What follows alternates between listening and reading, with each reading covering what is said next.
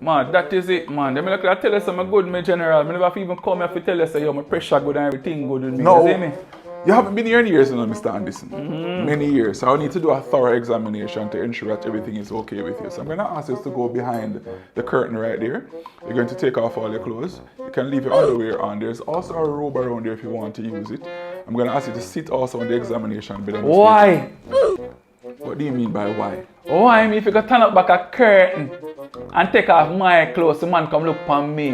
That's how you deal with that. Mr. Anderson, you came to the doctor's office for an examination today, right? So how else am I going to do my part of the job if you go around here and take off your clothes? That's why I tell all my girls, I nah father, no doctor, you know. Because them loose argument and I want to put to mind about take off clothes and turn up in a underwear and them thing and lay down on bed. Mr. Anderson. Brother, where you pray, brother? I'm not some random person out the street, you know. I am a physician, you know. And I do not want to see you naked. A physician, brother. Why for them loose argument? Them nah do that, brother. Because you can bring loose argument to man about take off clothes and naked and them things. Say your next patient for me now, please. But that's what you mean? Yeah, man, thank you. You have a good day, Mr. Anderson. A loose argument you bring to man, you know. What you mean? Mr. Anderson.